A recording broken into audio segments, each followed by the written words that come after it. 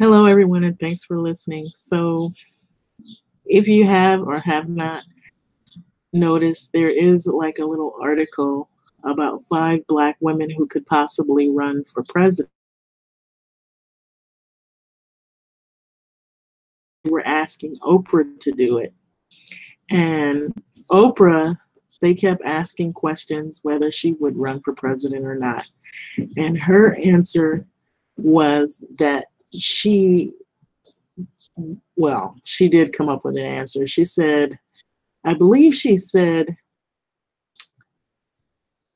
let me look because I don't want to be wrong, and paraphrase her wrong on what her answer was. But I'm just gonna, if I don't find it, I believe, I believe she made mention if God tells her to run for president, she'll run for president. So I'm gonna like put in here as I'm speaking, what was Oprah's response? What did Oprah say about running for president?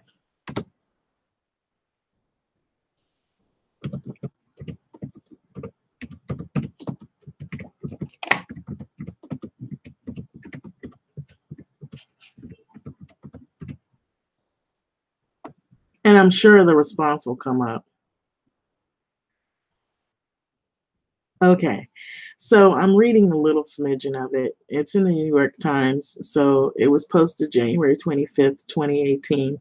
Miss Oprah Winfrey herself had expressed a desire to associate or to associates in recent months to play a role in uniting the country. Two people briefed on her thinking told the Times. And while she may not ultimately do so by running for president, Ms. Winfrey may be able to pursue that goal through other means.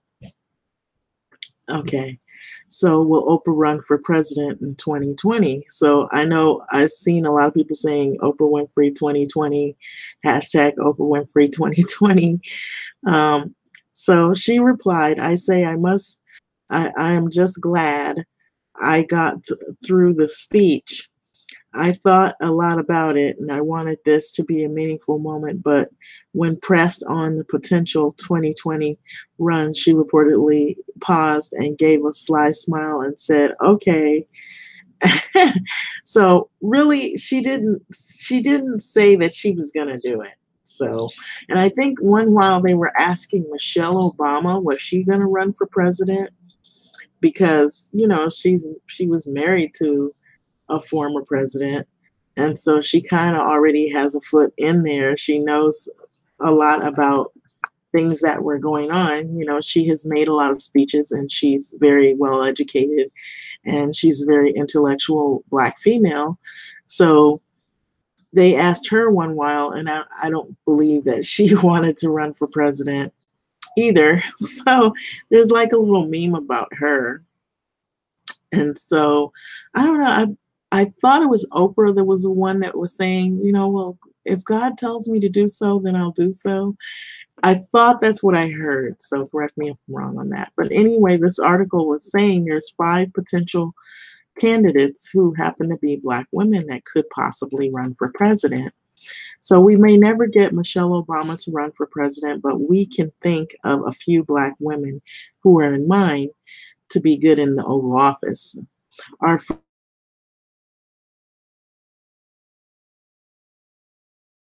running for office. She said,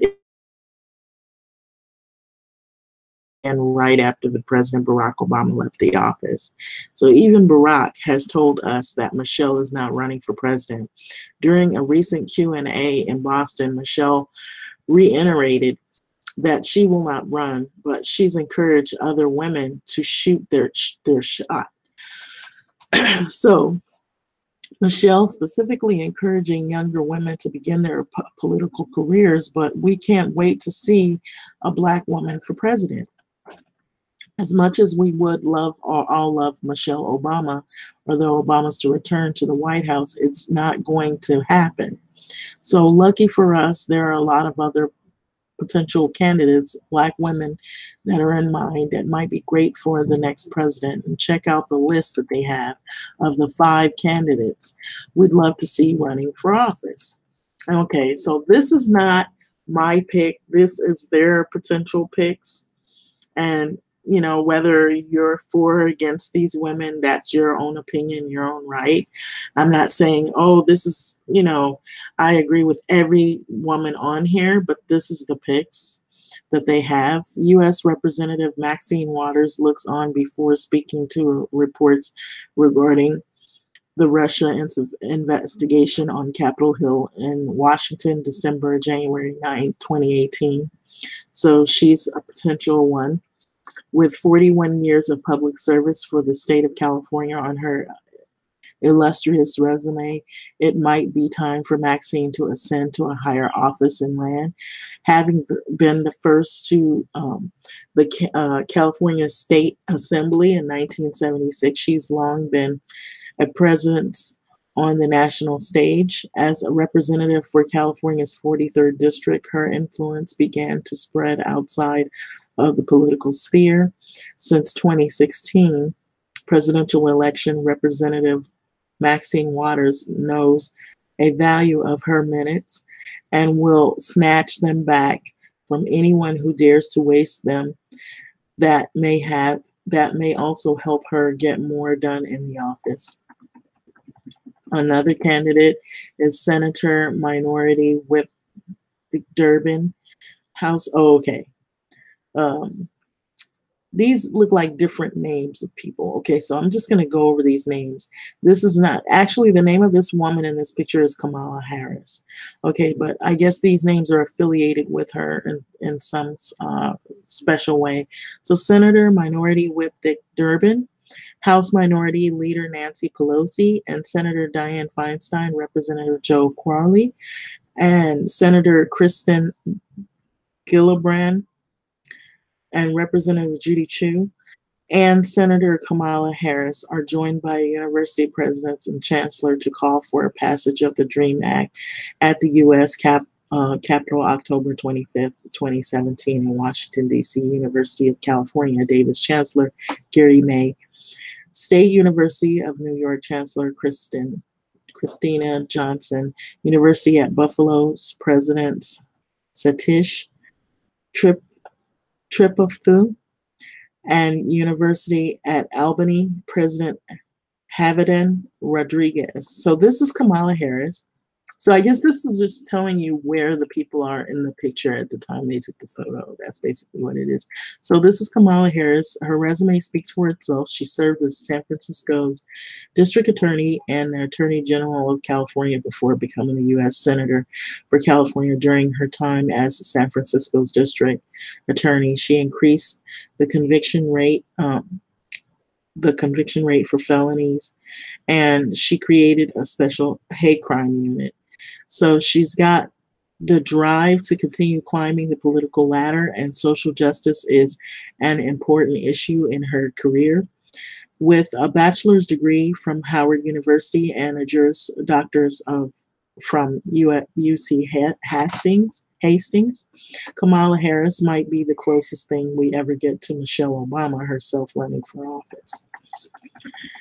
So, and we have Oprah again, London, United Kingdom, March. Okay, so this is where she was in this photo, London, United Kingdom, March 13. She arrives before the European film premiere of A Wrinkle in Time, which is a movie she's in, BFI, IMAX Cinema in the South Bank District of London, March 13, 2018 in London, United Kingdom. Okay, so Oprah Winfrey, she has gone back and forth about the idea for running for president. At first, she had said that she was not interested in running for office, and following her powerful speech of the 2018 Golden Globe Awards, however, she began to mull over the question again. According to the CNN, two sources close to Oprah revealed that she's actively thinking about running for president. If there is any Black woman that might have a prayer of winning a presidential campaign, it would be Lady O, which is Oprah Winfrey. So the next potential candidate would be Karen Bass. And so this is Karen Bass, or Representative Karen Bass in California, speaks during a news conference in the Capitol Visitor Center on legislation to end human trafficking. So Karen Bass, of course, her career reminds us of a lot of Maxine Waters' own path in politics. So she was elected to represent California's 47th district in the state assembly in 2004. Since then, she has become the U.S. representative of the California's 37th district in 2013. If you must walk in someone else's footstep, Auntie Maxine is not a bad option. But during her time in office, Karen has worked to better schools, healthcare, and both of which are major concerns in the U.S. and national level. Moreover, she's a big advocate for gun control, and she serves as part of the Committee on Foreign Affairs. The next potential candidate is Susan Rice, who speaks at the U.S.-China relationships upcoming Chinese state visit in Washington at Georgia Washington University in Washington, D.C., September 21, 2015. And this is her pictured here. And although she was recently appointed to the board of directors at Netflix, Susan Rice could always return to politics with a presidential campaign. Since she worked at the National Security Advisor as a National Security Advisor, a U.S. diplomat, and the United Nations, Susan might know how to keep the U.S. safe while working to mend relationships in other nations in our global community.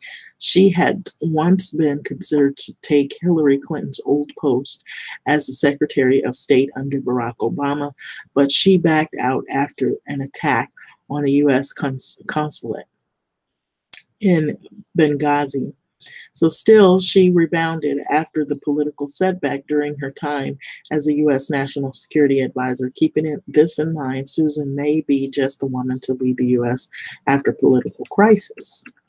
And so those are the potential candidates in terms of African-American females who could potentially be put on the ballot as potential female candidates to run for president of the U.S. Now, I know in terms of females, it was Hillary Clinton, but you see anybody that was watching that presidential debate, you see how Donald Trump, he would follow it almost felt like he was following her with his eyes, and he would make like snide remarks. I watched the presidential when they were debating. And so it almost felt like he was doing that to intimidate her. And every time she spoke, he had some kind of answer for everything that she said, even when it wasn't his time to speak. And so that just goes to show you the arrogance. You know, that's the way it came off to me. There was a lot of arrogance in his mannerisms. And I feel like it wasn't just because he felt like he was going to win. I felt like it had something to do with the gender aspect of it. And so he kind of pushed that in the debate, and in what you call an undertone where it was more body language. It was the way he had that, real intimidating look, like, you can't beat me, they've only elected men, you're never going to win this, and that's the feeling that came off, is that no matter how good you speak, no matter how educated you are, no matter how much you know about what's going on in politics, you can't beat me, because the one thing I got over you is that I'm male, and they've never elected a female, and they never will. And that's the attitude that came off during that debate. That's what I felt when I was watching that presidential debate. So anyway, Hillary Diane Rodham Clinton is an American politician who was the first lady in the U.S. from 1993 to 2001 that served as a juror in the U.S. Senator from New York to 2001 to 2009, 67th in the United States Secretary of State in 2009 to 2013, and goes on. And so she's in the Democratic Party, and so she was almost elected as president. And so she was a pretty good candidate, but we know all of the stories about the emails and the possible, corruptions and things that people claim that possibly could have been, but I feel like the biggest one of the biggest things outside of all of that is that she was a female. And so she's got a book.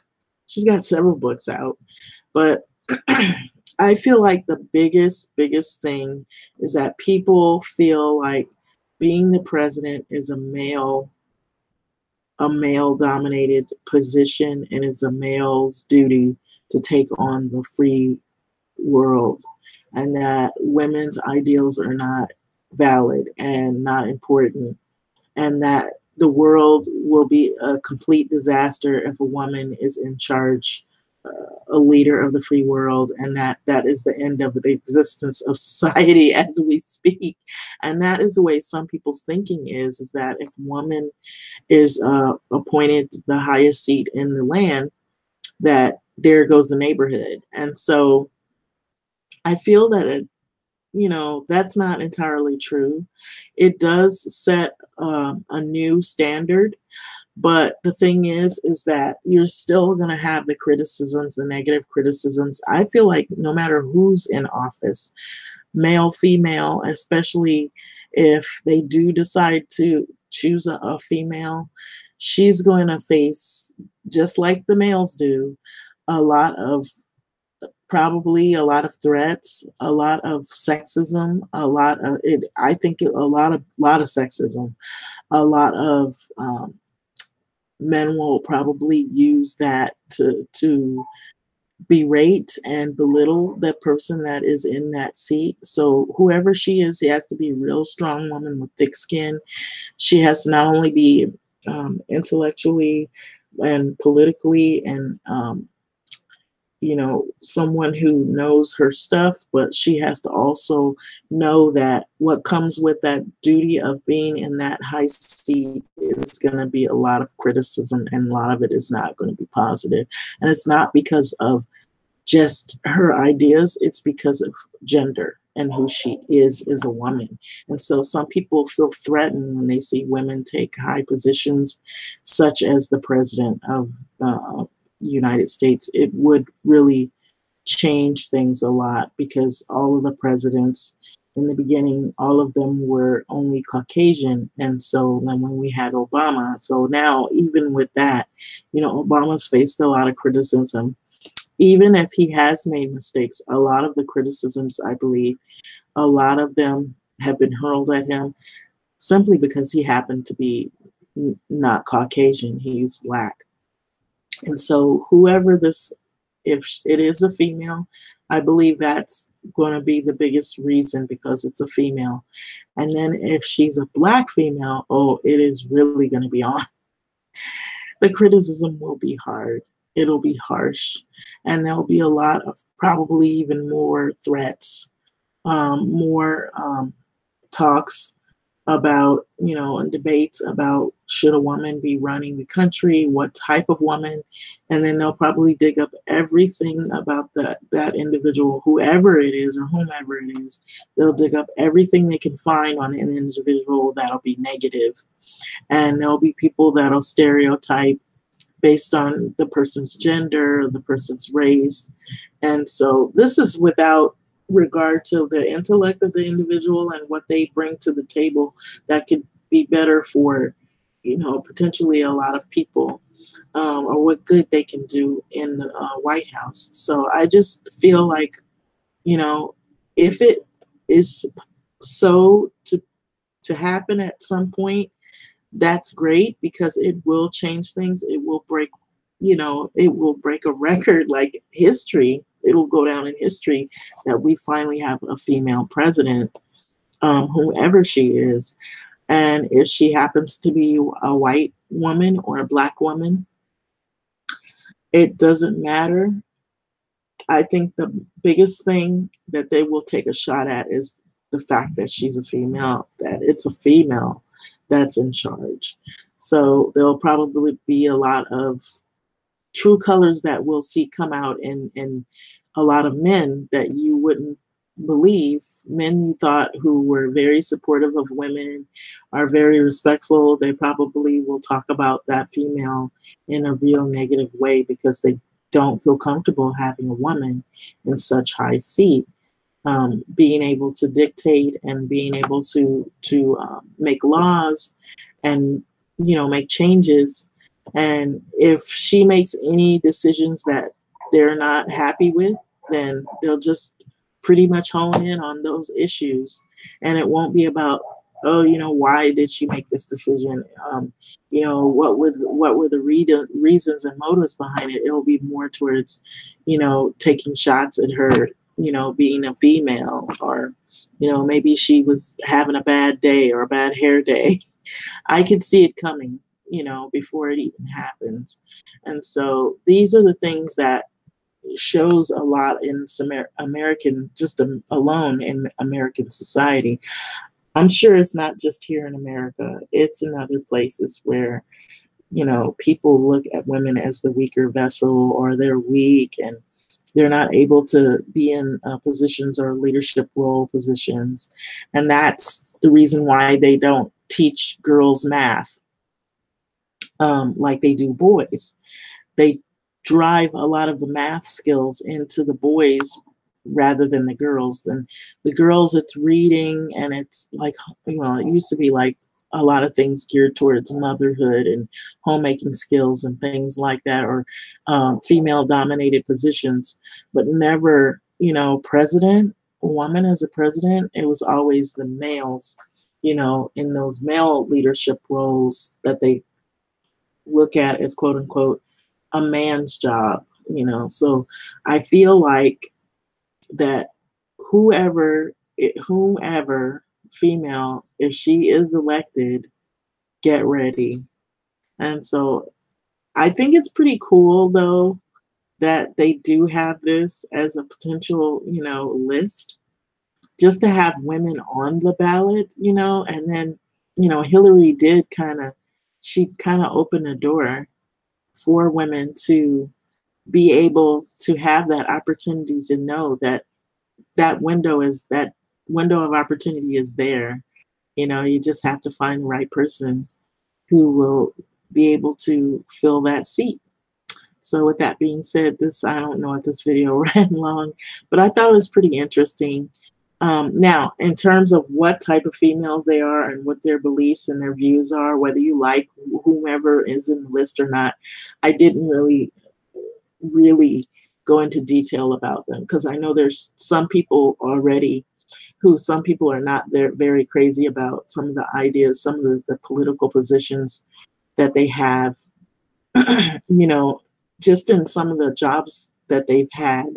you know, um, I know, there's been a lot of different political debates, and Kamala has been in some of them, and Maxine Waters, and some of the things that, some people complain about in terms of the Black community is that a lot of times they don't focus that much on the people of their community in the right ways. And, I'm not going to go into detail about that. And you could ask someone or read more about these people or these individuals to find out what those are.